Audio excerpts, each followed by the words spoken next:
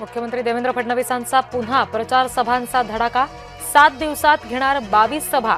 जिल्हा परिषद निवडणुकीसाठी करणार प्रचार।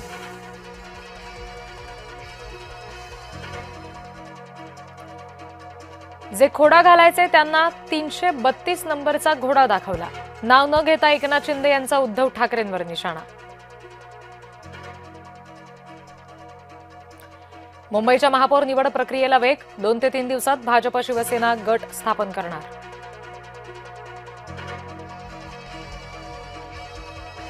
संभाजी भिडेंचं शरद पवार यांच्या संदर्भात वादग्रस्त वक्तव्य।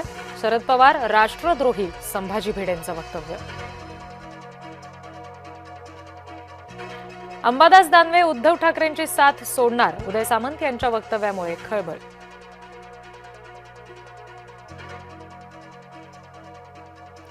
सामंतांच्या वक्तव्याकडे लक्ष देण्याची गरज नाही। उदय सामंत यांच्या दाव्यावर अंबादास दानवेंचं प्रत्युत्तर।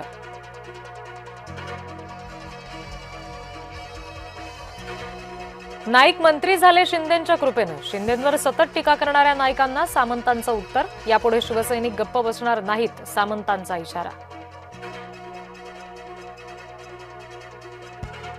भगतसिंग कोश्यारींना पद्मभूषण दिल्यामुळे विरोधक आक्रमक। संजय राऊत, हर्षवर्धन सपकाळ यांचा आक्षेप।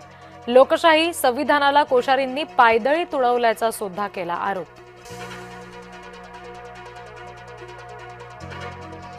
राऊतांच्या कोश्यारींवरील टीकेला फडणवीसांचं प्रत्युत्तर।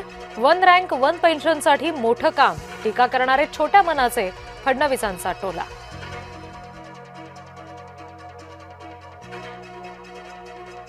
आमदार रोहित पवार यांना दणका। महाराष्ट्र क्रिकेट संघटनेवर प्रशासक नियुक्त।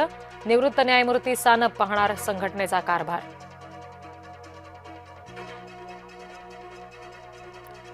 जलील यांनी पुढचे 100 जन्म घेतले तरी भगव्याला हात लावू शकत नाही। अमित साटम यांचा इम्तियाज जलील यांच्यावर हल्लाबोल।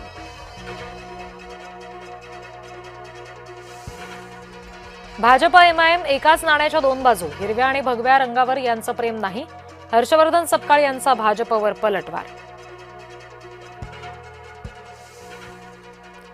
छत्रपती संभाजीनगरमध्ये ईव्हीएम विरोधात वंचितचा एल्गार। लोकशाहीची हत्या केल्याचा वंचितचा सत्ताधाऱ्यांवर आरोप।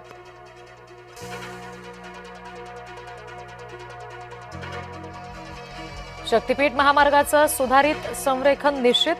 13 जिल्ह्यांमधील 395 गावांमधून 856 किलोमीटरचा मार्ग जाणार।